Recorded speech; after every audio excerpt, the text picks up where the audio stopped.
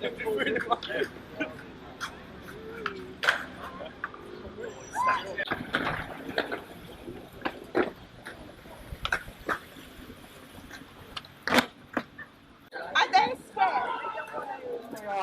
because of what they can do or how much money they've got. Everybody. And the scenes that we've seen of children fleeing war and oppression caused largely by people like Donald Trump.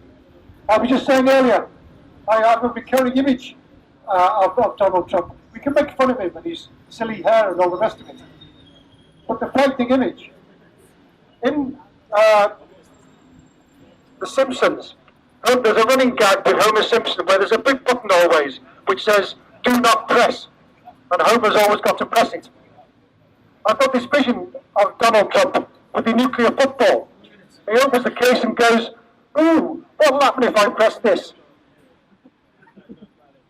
Silly, we laugh, but he does have the button and nobody can stop him if he decides to press it tonight. We live in a frightening world. I'm very pleased you're all here tonight. This won't be the last. We'll be keeping this going. Good of you to come. Let's keep it going.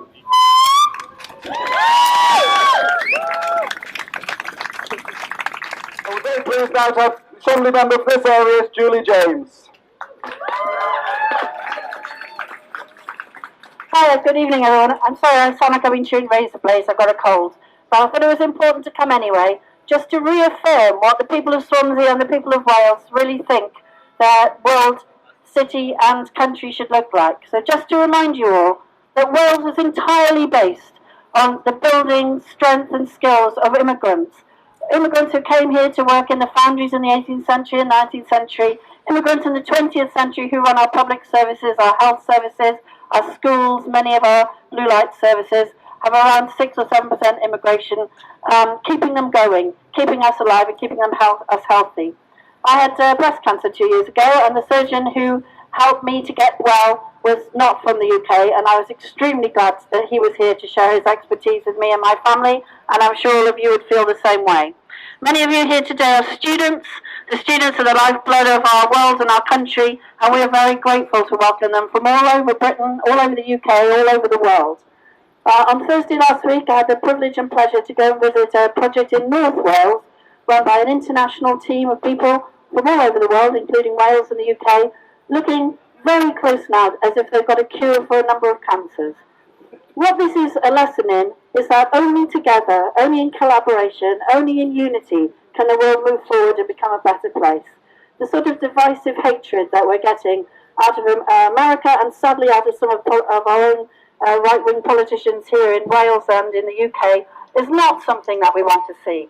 We want to see a Wales and a UK and a world where people are treated properly, equally, not divided, that women's bodies are not there for the delight and delectation of some misogynists, that people are not treated poorly because of the colour of their skin or the size or shape of their head or hands or anything else. What we want is a world where people are able to be the people they want to be, no matter what their start, no matter where they're from, and no matter where they end up. And so I just wanted to come and share that with you tonight. I'm so glad to see you all here. It just reaffirms that Swansea is indeed the city of sanctuary, a city of welcoming and equality and collaboration. So sorry my voice is giving out now, but it's delightful to see you here. And as David says, and I'm glad for Martin to have organised this, we'll keep this up. We'll make sure that people know the sort of city we really want to be. So thanks very much.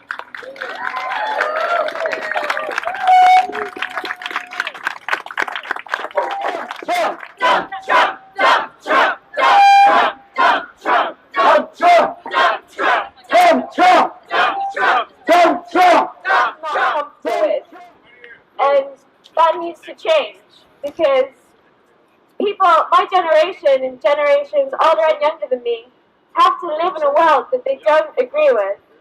And people are in charge who are misogynists, they're racist, and they're creating a world of conflict. And no one's going to thrive in a world of conflict. We need peace, and we need sustainability, and we need people in power who represent everything that this world needs to be. And right now, that's not happening.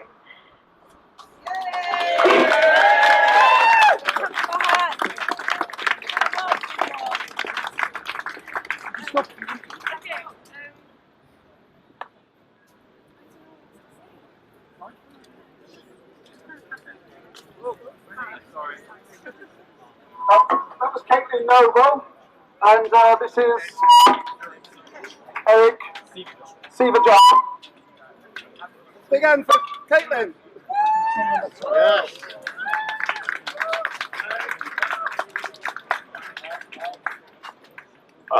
First off, I think it's great that so many people who, especially some of my friends here who are not previously politically active, have come out to protest Donald Trump and his bigotry, his racism, and the fact that he generally is a nasty authoritarian. But I think what's really important to these protests is the fact that we understand why people like Donald Trump are elected to begin with. Whilst it might seem like a controversial statement, I think that Obama's complete negligence of the working class, of the impoverished, of trying to fast-track nasty trade deals like TPP and TTIP are exactly what has led to the election of Donald Trump, when the establishment of the Democratic Party has effectively just given up any hope of actually trying to listen to their own voters and just depends on them and expects them to vote for them by virtue of the fact that they are the Democrats. You get this disconnected political elite, and people turn to right-wing populism as an alternative to that. That does not make right-wing populism good. It doesn't make it a necessity. It means that we have to build an alternative movement that rejects both of these evils to actually stand up for working class people and migrants. For the whole world, including people living right here in Swansea.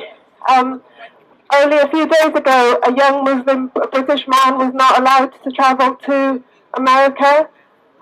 He was a school teacher and he was taken off the plane for no reason. So this illustrates the kind of thing that could happen to any of us at any time. So we have to keep up the pressure. It's fantastic to have all of you here, but you have to talk to more people, get more people on board, because a lot of people are just saying, this has nothing to do with me. You know, we're on the other side of the world. It's not going to affect us, but it can affect us. It can affect Muslims, it can affect migrants, it can affect minorities, and we have to think who's going to be next. So, we have to build a bigger movement which is about all of us. And today has also been the day of the UK-wide One Day Without Us campaign by Migrants Organise, which has highlighted the contribution that migrants make all over the UK. But I would like to also highlight that we are all migrants. Everybody pretty much has a migrant background at some point. Nobody really is a non-migrant, so it's not about us and them. We're all humans, we all have people in our past who have migrated, so this is what we have to highlight, that we are all the same. We're all migrants, we are all potentially affected by Trump's dangerous policies. This is what we have to challenge. And I really hope that Theresa May stands with all of us for what is right for the world. And keep up the good work, everybody.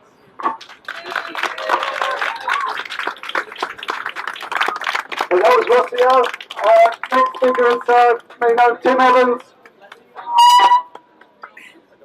One of the few people who won't need the microphone. One of the few people who won't need a microphone, he says. Okay, it's good to see so many people here tonight. It's a horrible night, but I can see that we are actually beginning to turn the tide against Trump. When we turned out the year before, it was in the anger of the immigration bans, the fact that people were not allowed to enter the States, and that feeds in to a lot of racism that you're seeing in other parts of Europe and also in Britain. Not as bad as in other parts of Europe. Now, some of us... Come forward, David. Come forward to the mic. Okay, we've got a bit of feedback problem here. Okay, it's good to see people turning out And it's good to see that large numbers of people are not taken in by the rubbish of idiots like Trump, and also by people like Theresa May. People ask, why are we protesting against Trump in Britain? After all, he's the American president. I'll tell you something. What happens in America has an impact in Britain as well. It has a huge impact. So we have to stand up now. We have to make it clear that we say no wars, no to racism, no to Trump. We are not prepared to stand by while refugee children drown in the Mediterranean or starve to death or freeze, fleeing wars that the West caused in the first place.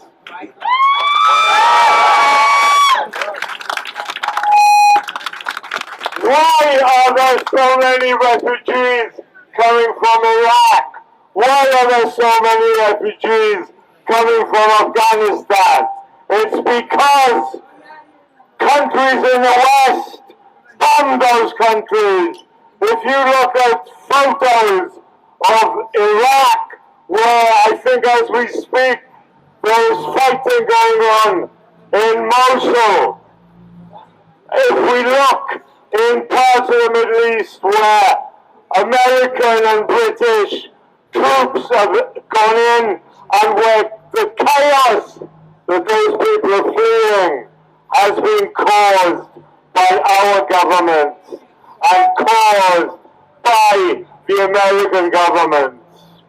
I can remember the huge demonstrations in 2003.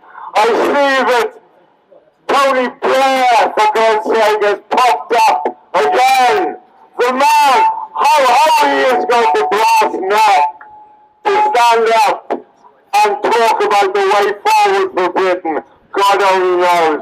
Because in 2003, we turned out, not only in our thousands, we turned out in our millions to say to him that in the invasion of Iraq, the bombing of Iraq was not on, and that the vast majority of people in this country were against it. He ignored that. We've seen the chaos that he caused. It is up to us, because the politicians are not going to resolve this. The politicians are quite happy to make their cuts. People have said it's important that we don't just talk about Trump, but that we also point out what's happening in Britain, because there are links between these things. Trump and American companies are poised to buy up chunks of the National Health Service. May and people like her are quite prepared to continue to have cuts and then to blame this on refugees. This is absolutely disgusting. This is not the fault of refugees. It is not. The refugees, often it's been immigrants who run the health service. Without immigrants, the health service and so many other parts of the public sector would not continue to exist. So it is vitally important that we make it clear to May, we know who are causing the cuts. Back in the old days, there used to be a slogan, unemployment and inflation are not caused by immigration. Bullshit! Come off it! The enemy is profit. And that is exactly the situation that we're in today.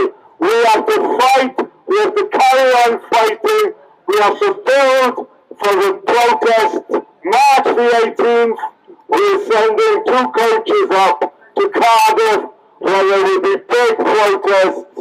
There will be protests in Glasgow, and there will be protests in London. Buy your tickets now for the coach. We're keeping it pretty low, £6 if you're working, £3 if you're unemployed, and free if you're an asylum seeker, an immigrant, a refugee. So let's go on those demonstrations. Let's make those demonstrations as big as we can, and let's make it clear to this government and to the American government that we are not prepared to put up with that.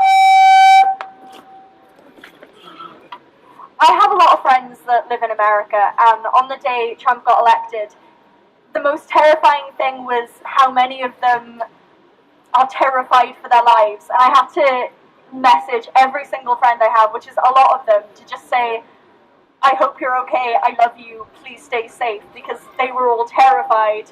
And then when the petition started, people were messaging me saying, stay safe, because like I said, I'm 16, but as a young LGBT woman, I shouldn't be this terrified to just go out and live my life, because I am. Like, I don't think I've ever been this scared in my life at the moment. I don't really have a lot to say, but I just wanted to share that. So, thank you. I'm only 11 and I don't really know many big words, but I do know the difference between nice and nasty people. Nice people make the world a better place, and Trump doesn't.